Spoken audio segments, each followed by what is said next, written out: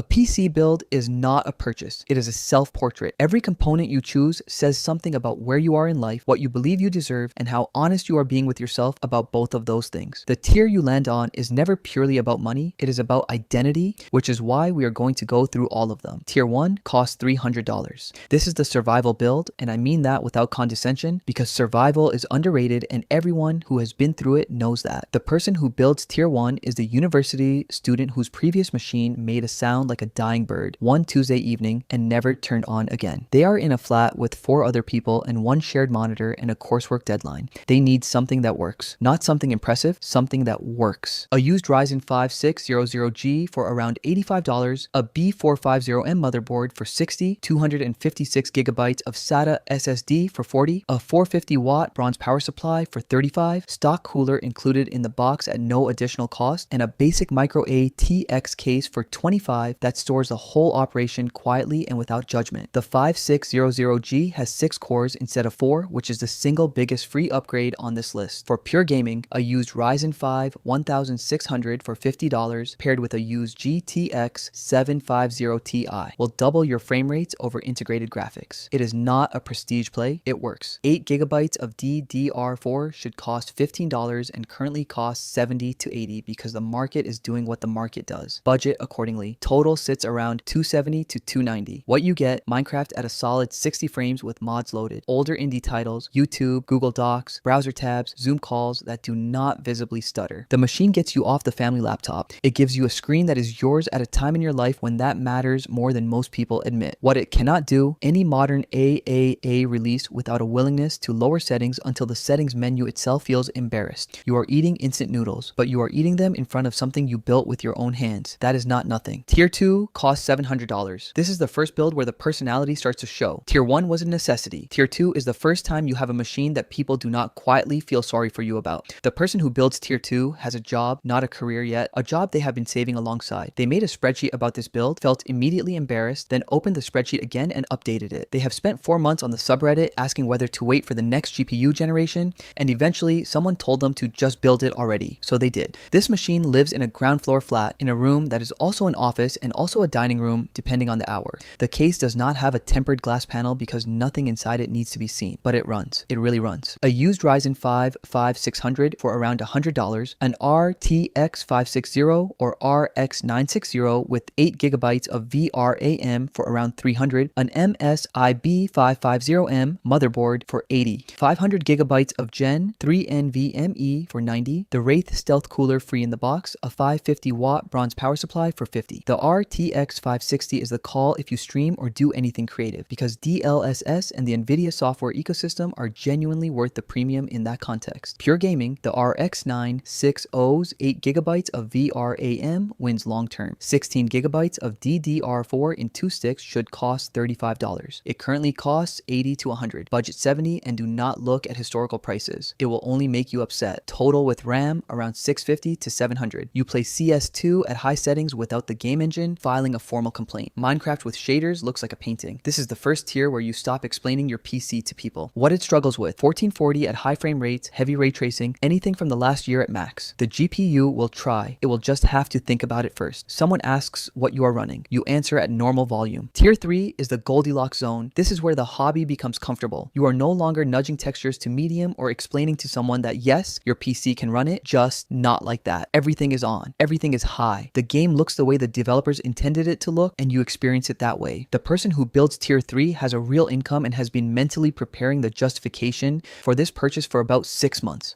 This is the 24-year-old who just got their first proper salary and decided, before any sensible adult could intervene, to spend a meaningful portion of it on a PC build. Or it is the 30-something who has been running a tier 2 for 4 years and is finally here. This machine lives in a room with a desk lamp and a decent chair and a monitor they did actual research on. The case has a tempered glass panel because they built something worth looking at and they have earned the right to look at it. This is also the tier where people start rounding down slightly in conversations about what they spent. Not by much, just slightly. A Ryzen 5 9600X for around $180, an RTX 570 for $600, or an RX 9700XT for $450, depending on your priorities. An MSIB 65 OM-A Wi-Fi motherboard for $150, 1 terabyte of Gen 4 NVMe for $80, a Thermalright, Peerless Assassin for $35, a 650 watt gold power supply for $75, and a Lian Li Lancool 216 with tempered glass for $90 because you have earned it. The 570 is the all-rounder, DLSS, ray tracing, light creative work, streaming. The 9700XT is the pure gaming pick at $100 less, and it trades blows with the 570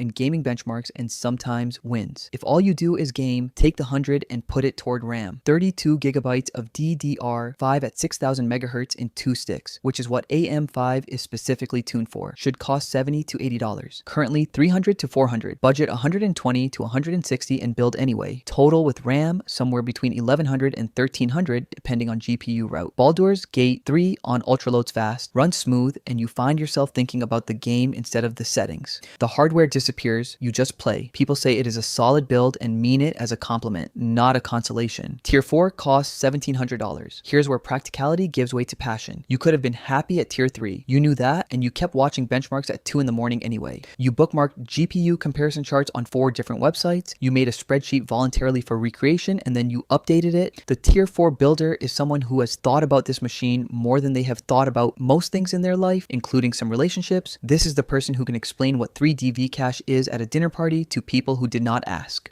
This is the person whose friend stopped asking for PC advice, not because they lost trust, but because the advice had become too thorough. There is a proper desk here, monitor arm, cable management, a mouse pad that covers most of the surface. The case is premium. The cable routing is deliberate. There is a genuine probability that they watched a video specifically about cable routing technique before they built. This machine gets shown off, not aggressively, just if someone is over and there is a natural opening. A hand gesture in the general direction of the side panel. Oh, that is just my PC. It is not just their PC. A Ryzen 7 9800X 3D for $449. The best gaming CPU available right now without qualification. An RTX 5700 Ti for around $800, or an RX 9700 XT for $700 for the pure gaming route. An MSI B650 Tomahawk Wi-Fi motherboard for $170, 1TB of Gen 5 NVMe primary plus 2TB of Gen 4 secondary for around $220 combined. A MAG Core Liquid A30 cooler for $80, an 850 watt gold modular power supply for $115,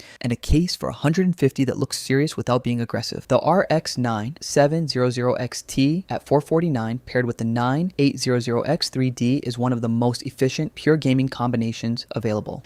You spend $300 less on the GPU and remain genuinely competitive. Take that $300, buy games, upgrade storage, or accept that it is going toward RAM and move on. 32 gigabytes of DDR5 at 6000 megahertz CL30, which AMD tuned the 9800X 3D specifically for. Should cost $80 to $90. Currently $300 to $400. Budget $130. Total with RAM $1,700 to $2,300 depending on GPU and RAM. 1440 at high frame rates without negotiation. 4K gaming that is now genuinely viable rather than aspirational. You revisit titles from years ago and find yourself looking at scenes you had seen 20 times and noticing them for the first time. Someone stops mid-conversation to ask what you spent. You tell them. There is a pause. They nod slowly. That pause is the entire point. Tier 5 costs $3,000. We are now in territory where every component comes with an internal justification. I stream professionally. I edit 4K video. I do 3D rendering for clients. All of these are valid. Completely valid. If none of them apply to you, I am not judging. I am also not judging. There is a distinction and we both understand it. Who builds Tier 5? Two types of people. The first is the working creative, the freelance video editor, the small studio animator, the streamer who actually monetizes. For them, this machine is infrastructure and the math is surprisingly clean when you run it. The second type is the person who will never do professional creative work on this machine and knows it somewhere in their heart, but has built the justification tower anyway and is standing on top of it feeling fine.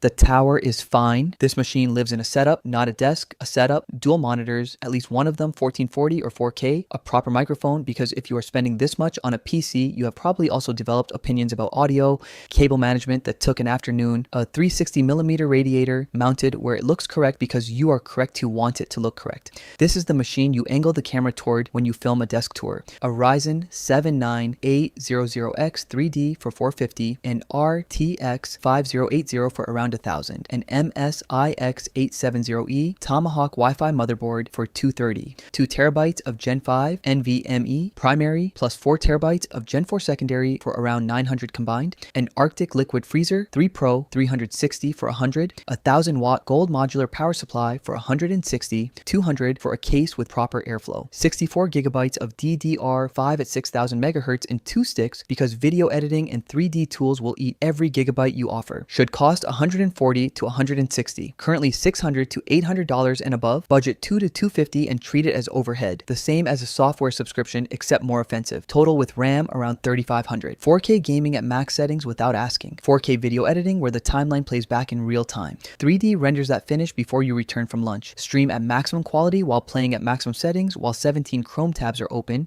and the machine does not notice any of it. Nobody asks what you spent. They already know it was too much. They respect it the way you respect someone who made a very expensive decision and is completely at peace with it. Tier 6 costs $6,000. We have left Sensible behind. You are not buying a PC at this tier. You are commissioning a statement. Every component exists because you want the best, you can afford the best, and you have officially stopped pretending those two things require separate justification. Who builds Tier 6? The software engineer who put off a PC upgrade for 3 years and decided to finally do it properly. The successful creator who frames it as a business expense, which it kind of is, which makes the whole thing worse because now it is defensible. The person in a home office with custom desk legs and a monitor, they spent longer researching than some people spend on cars. This machine has RGB, probably not because LEDs improve performance, but because at $6,000 you are past the point of explaining yourself to anyone. The case is large, possibly tempered glass on 2 sides, and sits in the room in a way that makes people think about it when they come over. It does not dominate the space, it exists in it, quietly radiating competence and a slightly alarming electricity bill. A Ryzen 9 9950X 3D with 16 cores for around $700, a chip that wins at gaming and creative work simultaneously, a thing that should require a choice but does not. An RTX 5090 for around $2,000, which occupies its own tier, and we will leave it at that. An Asus ROG Crosshair X 870E Hero for $580, 2 terabytes of Gen 5 primary, plus 4 terabytes of Gen 4 secondary, plus 4 terabytes of HDD cold archive for around $1,600 combined. A Lion Li HydroShift 360 cooler for $250, a 1600 watt titanium modular power supply for $600,